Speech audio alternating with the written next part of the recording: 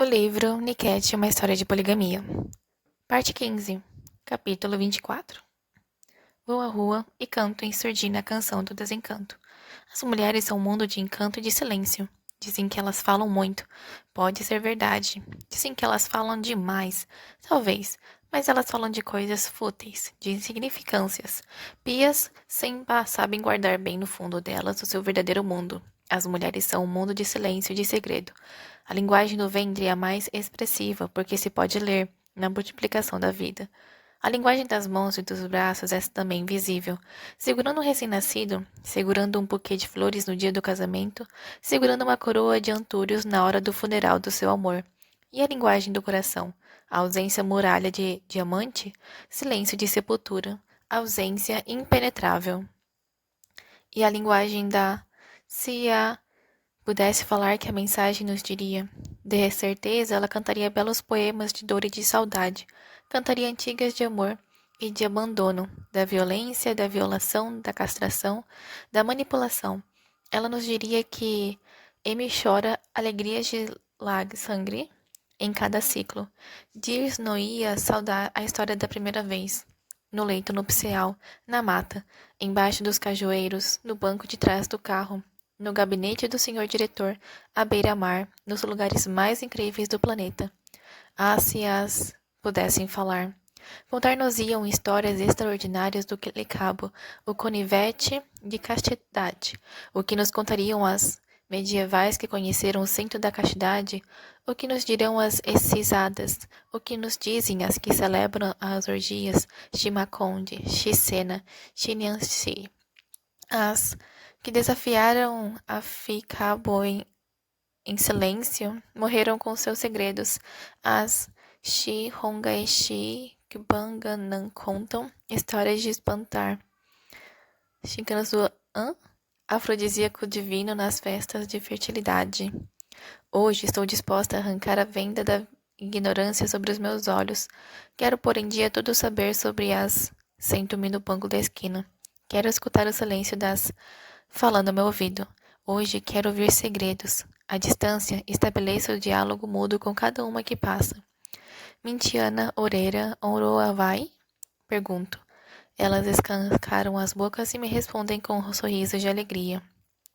De amargura, de saudade, de desalento, ansiedade, esperança. Pergunto àquelas que passam, acreditam no amor platônico? Todas se riem de mim e me perguntam se enlouqueci. Querem saber se sou deste planeta. Amor platônico é só na lua. Pergunto-lhes se são felizes com seu destino. Cada uma me conta histórias intermináveis de magias de amor como macangas, chichibumivas, uaço-uaço, sais, ervas, mesinhas, fumo de tabaco, cannabis, vassouras, garrafas, mentol. Só para fazer um homem perder a cabeça por ela, olhar para as outras e pensar apenas nela, para não despertar o fogo com as outras e dormir apenas com ela, para dar maior sensação, maior impressão, colar. Prender, sugar, fazer o homem abandonar o corpo e seguir o caminho das estrelas mais longínquas. E escuto a história desta, a história daquela, todas dizem a mesma coisa. As mulheres são mesmo iguais, não são? Iguais? Não, não somos, gritam elas. Eu tenho forma de lula, e eu meia lua, de polvo, tábua rasa, concha quebrada, bico de peru, casca de ameijoa, canibal, antropófaga, garganta mortal, túnel do diabo, caverna silenciosa, misteriosa, perigosa, que em mim toca morre. Então pergunto, tu, concha quebrada, que vives escondida no meio do mundo, alguma vez viste o sol? Viste a lua? Conheces uma estrela? Sabes o que o céu é azul? Ah, responde. Eu sou aquela que floresce em cada fase, porque sou a lua. Sou muito mais do que o sol, porque ofereço ao mundo inteiro uma luminosidade romântica. Sou a mais maravilhosa das estrelas do firmamento. Sem mim, o mundo não tem beleza. Convencida, pretensiosa, vaidosa, mentirosa. Os homens dizem que tens gosto de água e depois de parir uns tantos filhos. Por isto te largam e procuram outras muito mais novas. Os mentirosos são eles. Tenho destino de água porque sou do mar. De todo o corpo sou aquela que mais mergulha, ao despertar, ao deitar, ao sol do meio-dia. Tenho a umidade do limbo e das margens dos rios. Sou um pedaço de mar que não sobrevive sem um mergulho nas águas tépidas. E tu, querida canibal, tens tido carne suficiente? Há fome no subterrâneo. Há choros, há gritos, há lamentos. A terra está zangada, está a desertificar. Algumas espécies animais estão em extinção. Restam poucos homens nas cidades, nas florestas, nas savanas. Estão a ser devastados pelas guerras, pelas bombas, pelas máquinas e pelos engenhos explosivos que eles mesmos semearam nas matas, quando se guerreavam por ideias que só eles entendem. Sobram poucos para alimentar as nossas bocas canibais. É por isso que os disputamos e só vence quem tem garras. Nós, as menos corajosas no combate, vivemos na renúncia e abstinência sofrendo o martírio da insônia. Mas a culpa é toda tua, boca misteriosa, censuro, por seres caprichosa, gulosa, que vomita tudo o que come. Eu passo anos de abstinência forçada, diz outra. O meu parceiro é mineiro na África do Sul. Só me dá uma ração de 60 dias de 2 em 2 anos. Ele vem de férias só para me engravidar e partir. Sinto que vou envelhecer sem viver. Eu consolo-a. Não, não desespere, que esta fome perta, mas não mata. Vamos acender algumas velas e fazer uma reza para que Deus te abençoe e te mande mais pão. Sou uma enganada, desprezada, esquecida, segreda-me outra. Não sei se é do frio, não sei se é do cheiro. Sou um campo abandonado, onde as azedas crescem. Odeio esta vida. Prefiro morrer do que viver nesta miséria. Eu respondo-lhe, o suicídio não resolve nada. Vai à guerra e mata a fera, que lamenta coisa de velha. E tu, povo implacável, onde consegues tanta caça? Sou o povo, não percebes? Aspiro tudo. Tenho um pote de mel que nunca acaba. Sou uma fonte inesgotável. Dou de beber a todos os caminhantes. Sou a inimiga emboscada que provoca incêndios, explosões, insônias, pesadelos e enlouquece os homens. Olho para ela e baixo a cabeça e digo: dás de beber a qualquer um. A troco de quê? Olha que essa fonte é o santuário da vida e os lugares santos se devem purificar. Esse cantinho que tens contigo é o altar que Deus criou para manifestar todo o seu amor. Não o profanes, mas se te faz feliz, bem hajas. Eu sou obediente, sempre fui fiel e nunca pequei nem em pensamento. Aguardo sempre as ordens do meu Senhor. Tenho medo de Ticanro, o canivete da castidade. Não acreditas? Nunca ouviste falar do limbo? É verdade, sim, existe. É um canivete mágico. Quando o intruso penetra nos aposentos alheios, o canivete fecha-se por magia e nesse instante os dois amantes permanecem colados um no outro, sem poderem mover-se, e ficam assim dias e dias até que a morte os leva. Nunca ouviste dizer que um homem morreu em cima de uma mulher e a mulher por baixo de um homem? É o cabo, minha amiga, é o licarro. Não respondo, apenas lamento, pobrezinha, entristeço e choro. Esta vive num compartimento hermético, sem nascente nem poente. Não pode chorar porque falta ar, não pode gritar porque não tem eco. Não conhece a brisa, nem azul, nem estrelas. Acabou a dizer sim e nunca a dizer não. Aprendeu a dizer obrigada, a dizer perdão e a viver na humilhação. Quando o carrasco diz, Maria, chega aqui, ela responde, sim, senhor. Agora deita-te. Sim, senhor. Agora abre. Sim, senhor. Agora come. Sim, senhor. Agora chega. Obrigada, senhor. Agora levanta-te. Comeste demais hoje. Perdão, senhor. E tu, Lula? Tu, bico de peru, sente-se bem com essa imagem? Ouvi dizer que o médico russo cortou as lulas de uma mulher na hora do parto. O pobre médico nunca tinha visto aquilo e julgava que era um corpo estranho, maligno, que se enrolava no pescoço do bebê, pondo em perigo a vida da mãe e da criança. A mulher, quando tomou consciência da amputação involuntária, suicidou-se porque já não se sentia mulher. Não temem que vos possa acontecer o mesmo? Não tem medo de mostrar essas alterações anatômicas a um ginecologista estrangeiro? Não se sentem mal? Vergonha de quê? Daquilo que nos dá prazer? Explicamos tudo antes do negócio. Os médicos se espantam, mas entendem. É bom ter lulas. Protegem-nos. Os homens inventaram-lhe cabo. E nós as lulas. Quando há perigo de violação, introduzimos as abas das lulas para dentro e cerramos a porta para qualquer má intenção, e nada passa, nem mesmo uma agulha. Somos invioláveis. Podemos ser mortas, mas não violadas. Olá, Estás bem vestida, bonita. Andas em bons carros e deve ter os melhores manjares deste mundo. És a imagem daquela que vive no alto e não pede favores. Ah, como te enganas. Numa coisa tens razão. Tenho rendas, sedas, perfumes. O meu companheiro fala fino e solta dinheiro, mas é um intelectual. E daí? Os doutores passam a vida no sofá, computador e ar-condicionado. Comem iogurte, purê de batata enlatados e tornam-se moles como galinhas de aviário. Na hora do corpo a corpo, ficam frouxos e perdem o combate. Não servem. O meu doutor é assim. Comecei a pedir um fogo aqui e outro ali para aliviar a carência. Especializei-me em escolas amorosas e agora não há nada que me segure. Adúltera, traidora, é por causa de, como tu, que os homens nos desprezam e dizem que nada valemos, acuso. Os homens mentem, mas como eles mentem. Dizem que não somos nada, que não servimos, treta. Mas, milagrosas que nós não existe em todo o corpo humano. Por isso nos odeiam, nos temem, nos mutilam, nos violam, nos torturam, nos procuram, nos magoam. Mas é por nós que eles suspiram a vida inteira. É a nós que eles procuram de noite e de dia, desde que nascem até que morrem. Sorriu, é a fantástica.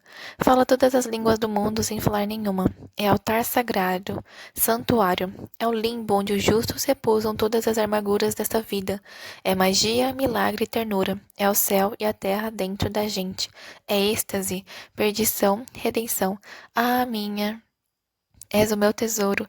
Hoje tenho orgulho de ser mulher. Só hoje é que aprendi que dentro de mim resides tu, que és o coração do mundo. Por que te ignorei todo este tempo? Mas por que só hoje aprendi esta lição? Capítulo 25.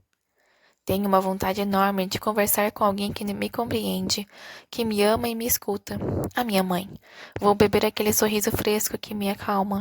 Quero ir ouvir uma história de embalar. Quero abanhar-me no reflexo dos poucos olhos tristes da cor do luar. Encontro a minha mãe pilando, cantando, sorrindo. O meu pai está com dois amigos conversando na sombra da mangueira. Como vai, filhinha? Estás com esse teu ar triste. O que aconteceu? Eu conto. Conto tudo e choro. Falo do divórcio que ele quer e não quer, das minhas rivais, das amarguras sem fim. Não há homem sem mulher, nem mulher sem homem, não há um sem outro. Eu duvido de mim, mãe. Faço tudo errado nesta vida. Não sei cozinhar como se deve. Não tenho na língua palavras que agradem. Perdi todos os meus encantos, mãe. Ele censura-me por tudo e por nada. Tudo que lhe agradava não lhe agrada mais. Sou um desastre, uma frustrada. Os olhos dele estão para outras paisagens. Já não sou nada. Ah, minha linda menina. Olha só para o meu corpo, mãe. As minhas mamas eram duras e redondas como as massalasma e agora tornaram-se papaias. O traseiro era liso como as laranjas, mas agora parece abóbora. Olha para minhas pernas, mãe, cheias de varizes, rugosas de celulite que parecem couve-flor. Minha filha, a maternidade transformou-te e te fez mulher. Estás contra o teu corpo? Alguma vez crescer foi crime? O teu corpo veste as marcas do tempo, marcas da maturidade e da sabedoria. Ele deixa-me por causa dos feitiços das outras mães. Cada uma delas faz de tudo para me fazer desaparecer e ficar no meu trono. A quantidade de feitiços que elas me contam. Ai, mãe, se pudesse ouvir. Levanta a cabeça e sorria, minha filha. Feitiço tens tu nesse coração. Tu foste namorada, lobulada, casada conforme as regras. Feiticeiras, é tu que casaste virgem e manchaste os lençóis brancos na noite de núpcias. Essas outras mulheres, o que são? Olho para ela com espanto. Subir ao altar é o sonho de qualquer mulher. Eu realizei-o. Esse homem que hoje me abandona foi em tempos o mais cobiçado. Conquistei-o, tive-o, consumi-o. Deu-me 5 filhos, afirmei. Tenho a proteção da lei. As outras não têm nada. Tenho mais sortes que ela, sim. Porque nunca me falou dos feitiços de amor, mãe? Foi por causa da religião, filha. Por causa da cidade. O teu pai é um homem da cidade e pouco liga a tradições. Tinha os seus princípios e só falava português. Ensina-me alguns segredos, mãe. Ela entrou num choro silencioso. Um choro de lua e de seda, que me toca, me fere, que me inspira. Um espectro de luz se abre tão claro como um espelho onde a minha imagem se reflete. Vejo a tristeza desta mulher à minha frente. Uma mulher triste como eu. Esta mulher de tristeza terão as minhas filhas. Temos nós, mulheres de todas as gerações, de todo o universo. Paro de falar para poupar-lhe mais dores no velho coração e estabeleça com ela um diálogo surdo. Apetece-me dizer-te, mãe, que o teu problema é ainda mais leve que o meu. Tens um carrasco como marido. Eu tenho um carrasco e polígamo. Um polígamo que me chamava de querida e me arrastou até a perdição. Ele me dizia que era única e agora diz-me que as mulheres são muitas. Eu tenho rivais, mãe, que se despem na minha cara e me exibem os seus corpos de mel. Comem na minha mesa e gabam-se dos seus prazeres sexuais com o meu marido. Sei que tens tatuagens, conheço-as todas, as que estão nas tuas costas, no teu ventre. Apetece-me perguntar. Também tem aquelas especialidades marinhas no teu corpo, mãe? Passaste fome no teu subterrâneo? O pai tinha-te só a ti, mas veja só o meu destino, sofrendo mágoas que nem a minha mãe conheceu. Eu entendo o significado das tuas lágrimas, mãe. Por isso não te digo nada para não aumentar a carga da tua dor, mãe. Mas, mãe, se tu sabias que a vida era assim, por que me trouxeste ao mundo, mãe? Será pela mesma razão que não me contastes as causas da morte da tua irmã querida, mãe? Capítulo 26. Deixo a casa em direção ao trabalho. Vou a pé. O Tony nunca me levou no seu carro. Caminho, canto. Andando na jornada encontrei o amor. Sonhava com tesouro, mas... Uma sirene de ambulância interrompe o meu canto e olho para a esquerda. Há um rio vermelho correndo no asfalto. Alguém foi mortalmente atropelado por um caminhão. Das veias abertas, o sangue do homem espapou a estrada, incendiando o solo com o seu vermelho de fogo. Os mirones estão silenciosos, despedindo a alma que voa para além das fronteiras desta vida. Há suspiros, lamentos, murmúrios. Quando a vida é arrebatada, todos os seres vivos param de respirar. Mesmo as pedras se espantam. Até as águas do rio prestam um minuto de silêncio. Era um homem forte, adulto, aparentando 50 anos. Também suspiro. No fardo inanimado vejo um monte de obras interrompidas e muitos sóis apagados. Para ele se fecharam todos os canais de sonho e de esperança. Acabaram-se os engates, namoros, bondade, maldade. É o fim do amor, da tirania, da poligamia, da desarmonia, que o seu sangue adube este solo padrasto, que a terra lhe deu o último descanso. No ano passado, a essa altura do ano, a estas horas, outro homem foi atropelado aqui. Comentam os comerciantes. Neste lugar é mal assombrado. Há um espírito maligno neste troço. Coitada da família.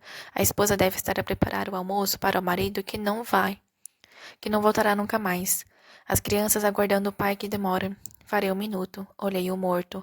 Retomo a marcha e caminho embalada no meu canto até a minha loja. A depressão acompanhou-me todo o dia, mas trabalhei bem. Mal recomeçava o meu canto, me vinha a imagem do morto. Regressei cansada da jornada e dormeci em seguida. Lá pela madrugada o telefone toca. A Sally desperta-me alarmada. Sally, o que foi? O Tony. Não sei dele. Saiu de casa por volta das 8 da manhã. Disse-me que ia comprar cigarros. Não veio almoçar nem jantar e ainda não voltou. São 2 da manhã. Ah, é? Sim, queria saber se não estará por aí. Não, não está. Estou aflita. Ele não está em casa de nenhuma das esposas. Estarei aí dentro de instantes. Levantei-me da cama e comecei a pensar. Enervei-me. Tanto alarido por causa de um vadio. Vesti-me num minuto e saí ao encontro de Célia, apesar da hora tardia. Decidida a tranquilizá-la. Com o marido mulherengo, vive-se de coração apertado. Imaginamo-lo morto, assassinado, acidentado, preso quando simplesmente decidiu esconder-se numa toca de mel. Em casa de Sally, as outras esposas estavam lá e os 2 irmãos do Tony. Entrei nas buscas só para uma descarga de consciência. Dividimo-nos por diferentes caminhos. Primeiro fomos aos lugares que habitualmente frequenta. Procuramo-lo por vales e montanhas. Revolvemos mundos e fundos. Vasculhamos o subterrâneo. Uma cabra perdida procura-se no pico mais alto do monte, no cone da palhota. Em cima da árvore, nas curvas do sol, no vôo das nuvens. Não encontramos nada. Célia, por que pensas que o Tony se perdeu? Saiu de calções e chinelos. Deixou o carro e os documentos. Saiu por uns minutos. Mas sabes quem é o Tony? Estamos aqui preocupadas e talvez ele esteja bem repimpado em casa de uma nova conquista. Pode até ser, mas não creio. Algo deve ter acontecido. Eram já 6 da manhã. Regressei a casa e dormi um pouco. Capítulo 27. 7 horas. Ouço violentas batidas na minha porta. Desperto e abro. A minha casa é invadida pelas minhas cunhadas e tias do meu marido que entram aos choros e aos gritos. Parabéns, Rami, grita-me uma das mulheres. Está livre. Conseguiste os teus intentos. Já não vais suportar o processo de desonra. Já não corres o risco do divórcio. És viúva. Viúva? Eu? Libertaste-te de um grande fardo. És livre. Mataste o nosso irmão para ficar com a herança. Enquanto me gritam, vão afastando as cadeiras e as mesas da sala e me mandam sentar num canto. Sento-me, porque estava eu a ser confinada naquele canto como uma prisioneira. Eu grito, eu pergunto, como é que o Tony morreu e de onde? Quem o encontrou, quem o matou? Como o encontraram, como o identificaram? Aquelas mulheres respondiam-me, porta-te como uma viúva digna. Não compreendia o que estava a acontecer, mas sabia que uma viúva como deve ser não deve perceber nada, nem perguntar, nem sugerir nada para não ser chamada viúva fresca, viúva alegre. Espanta-me a rapidez com que chegaram à conclusão da morte e a urgência de me chamarem viúva. O Tony do que falam, procurei-o pela madrugada fora e não foi encontrado em nenhum lugar. Entraram no meu quarto e desmontam os móveis para abrir espaço e cobrem toda a mobília com lençóis brancos. Arrastam-me para um canto. Reparam-me o cabelo à navalha e vestiram-me de preto. Acabava de perder poderes sobre o meu corpo e sobre a minha própria casa. Arrependo-me. Por que não assinei aquele maldito divórcio? Tive nas mãos a oportunidade de libertar-me desta opressão e não a tomei. Volto a perguntar. Como morreu meu Tony? Quando? Onde? As mulheres são feiticeiras. Comeste o nosso irmão, Rami. Vocês, mulheres longas, são assim. Matam os maridos para ficarem a gozar a vida com os bens do falecido. Chega gente de várias direções numa procissão de formigas. Em poucos instantes enchem a minha casa. Nos dias que correm, dá-se mais valor à morte que à vida, e a morte é mais importante que o nascimento. As mulheres gostam de velórios. Nos velórios podem uivar todas as suas dores como lobos na noite, purificando os corpos de ácidos na torrente de lágrimas. Quando a garganta seca e a força se esgota, recarregam a energia com chá e açúcar, pão e manteiga, paga pela família do morto. Os homens gostam de velórios para descansar, jogar chuva, damas, cartas, cavaquear sobre política, futebol e mulheres. O velório é um momento bom para vomitar infâmias, exorcitar fantasmas, apunhalar inimigos, rever parentes e velhos amigos e receber algum espólio. Na morte todos o seu réu nem choram, mas em vida o homem combate só. Levam-me para o meu quarto como um cacho de banana verde arrastada para a estufa, como uma cabra teimosa arrastada para o curral. Fazem de mim o que querem, já não me pertenço. Colocam-me um véu sobre a cabeça. Há gente que me abraça e chora, mas eu ainda não entendo por quê. Preciso de compreender e de aceitar, de ver para crer. Ninguém me dá tempo. Estremeço de terror e medo. O vazio invade o meu ser. O que vai ser desta vida sem o Tony? Vivo horas de fogo, de vinagre e fel.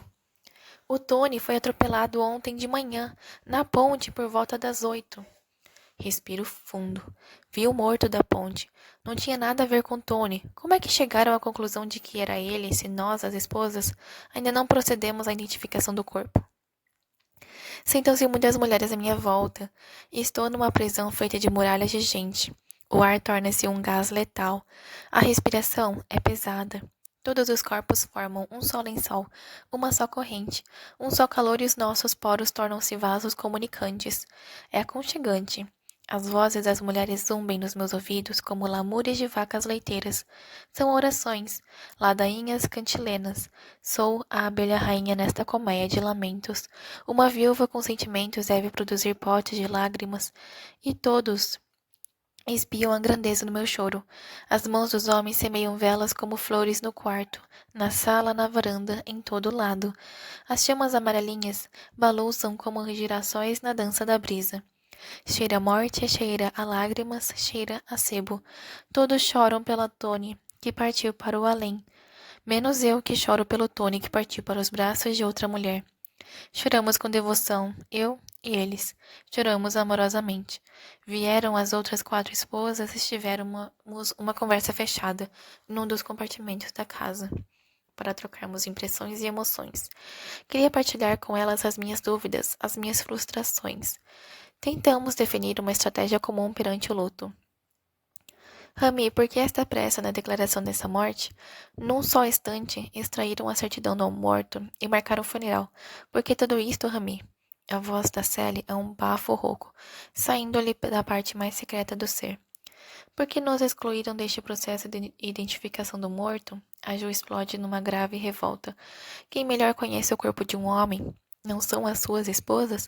Por que não fazem uma identificação cuidadosa do corpo? O Tony é polícia. A polícia tem métodos e técnicas competentes para estes casos. Os colegas e superiores do Tony estiveram aqui, explico. Ofereceram seus serviços. Foram enxotados como moscas. Esta gente tarada invocou a religião, tradição e um monte de superstições de que nunca tinha ouvido falar. Há traição nessa história, desabafa Lu. Alguém nos quer envenenar, eu sinto. Alguém está a cuspir na nossa cara. Alguém está a afiar as garras para o grande saque. Meninas, preparem-se. O momento que se segue é de sangria. Alguém está a farejar a herança que esta morte traz. A sangria já começou.